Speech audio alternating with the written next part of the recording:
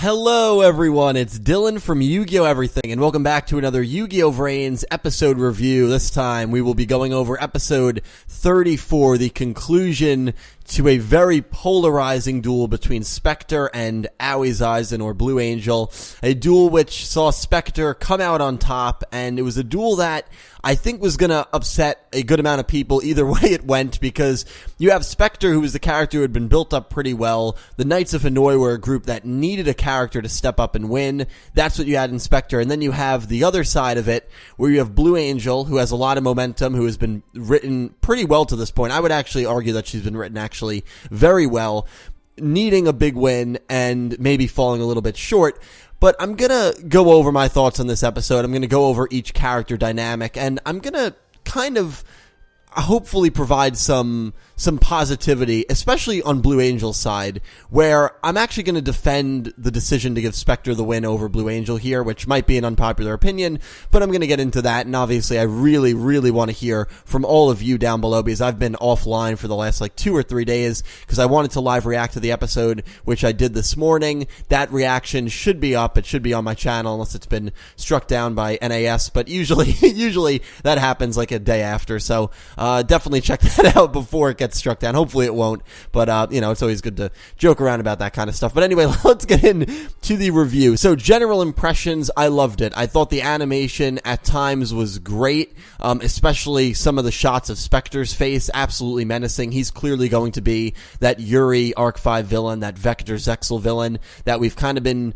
wondering where is that villain going to come into play in this show. Well, Spectre has provided that role, and he kind of popped up in front of Kitamura, and since then he has just taken over the show. He has taken over the spotlight, and unfortunately Blue Angel was his next victim. I thought the dueling action was really good. The decks really played off each other well, especially Spectre's deck obviously countering Blue Angel's. At one point he gained 7,800 life points, I think it was, or no, I think it was actually 7,200 life points, spiked his life points up to 8,800. Speaking of which, I know it's not a life point contest, but in the beginning I will be showing, and I'll have a link to the Google Doc down below, the contest for the trap and spell cards. I've been slacking on it, so definitely check it out, see how you're doing in there. If your name is highlighted in red, you have been eliminated.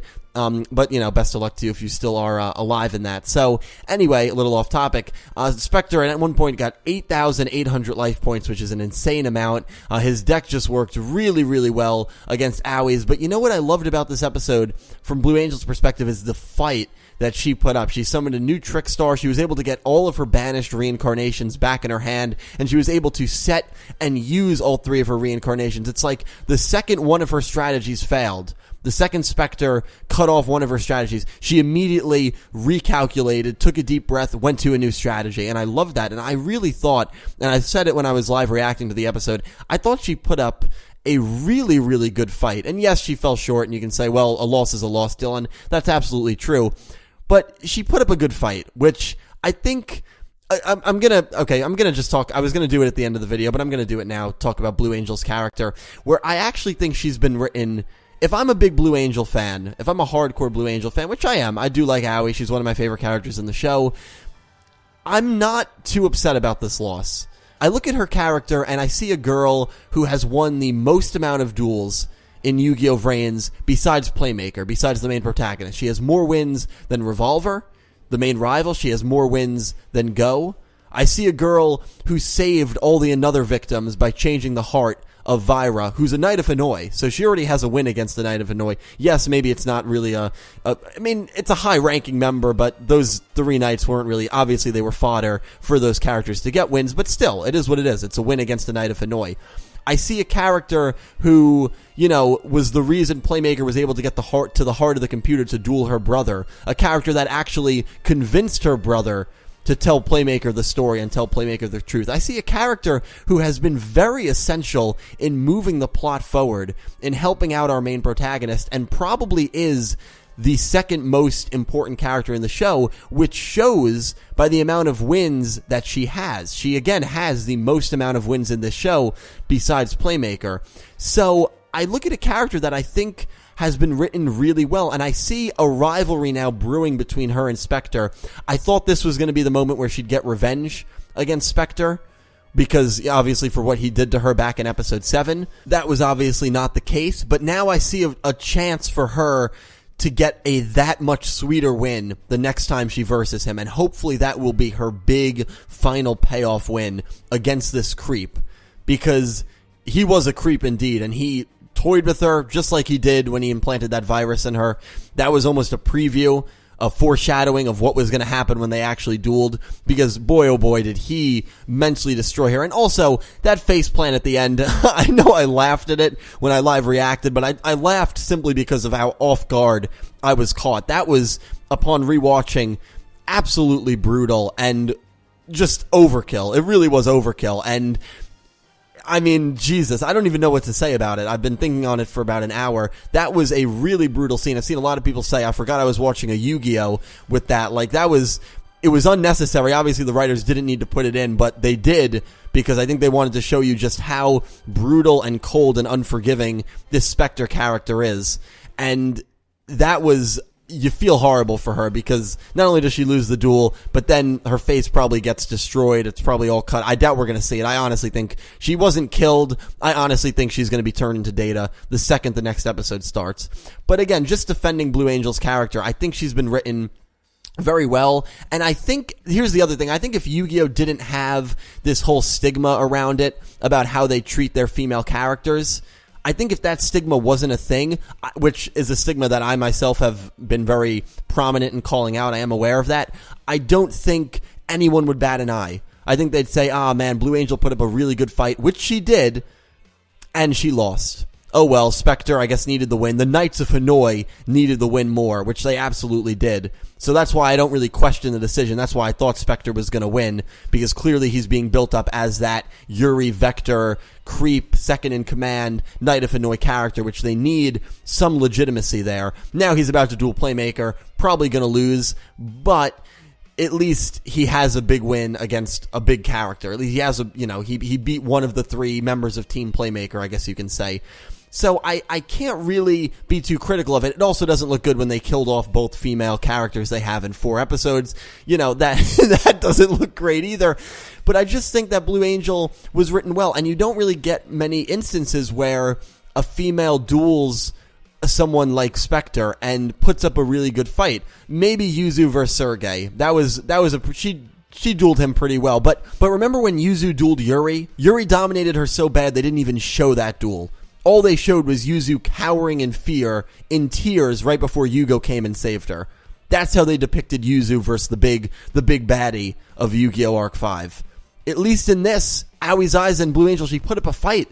She put up a hell of a fight. And you know what? They gave this duel to her instead of giving it to her brother, instead of giving it to Go Onizuka, which maybe I would have rather seen that, because then she could have came in and maybe won. But the fact that Spectre's storyline seems to maybe be concluding right if he loses to Playmaker, at least it was her that got that duel. Because Go is running around aimlessly, probably going to duel Revolver, and we know how that's going to go. So at least she was the one who helped break in Spectre and helped build Spectre up as this really evil SOB, honestly. So I don't question it at all.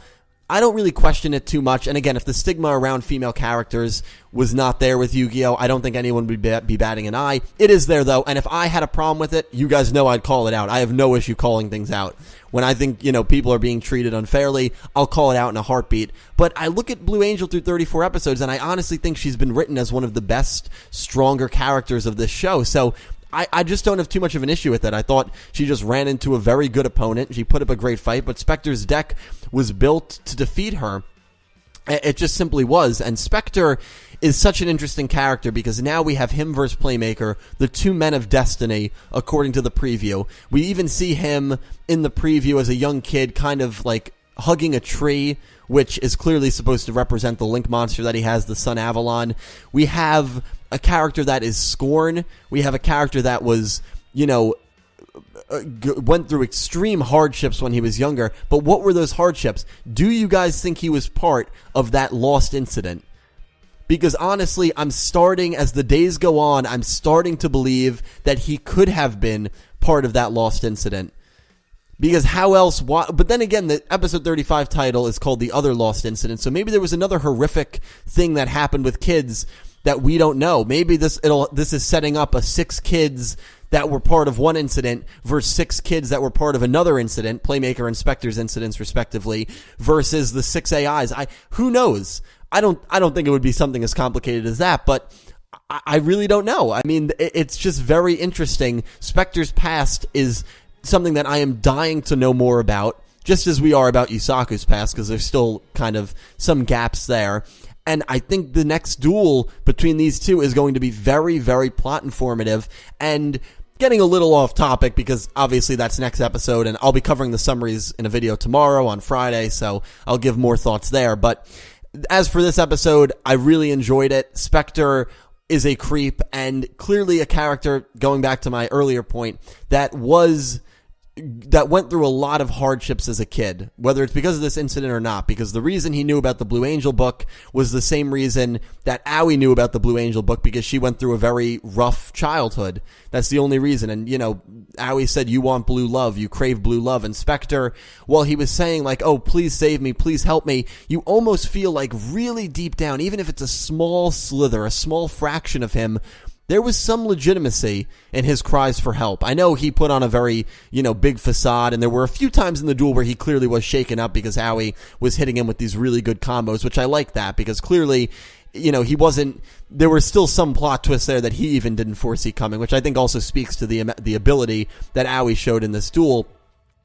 But for the most part, Spectre did put on this very creepy, oh, save me, very sarcasm, very like, oh yeah, you're kind of worthless, you're not going to be able to help me out, you failed. And in the end, Blue Angel, although she's the only one that really tried to get through to him, she did fail, and it was very sad when she was just like, do you enjoy, crushing my heart? And literally, at that point, she knew the duel was over. She knew she was about to meet Ghost Girl, as Spectre would say. She was about to be turned into Data, and the last thing she said to him was, do you like playing with my heart?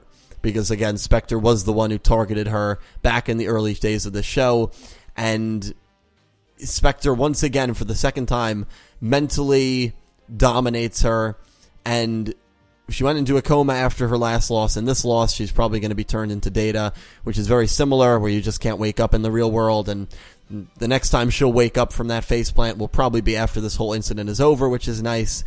But Blue Angel, she served us well. I'm not going to give her a farewell send-off yet, because there's a chance maybe she'll survive. I also liked Akira's point of view. I mean, they didn't really show too much of it. They showed how much he wanted her to win, and him and Hayami were watching on, and him yelling Aoi at the very end.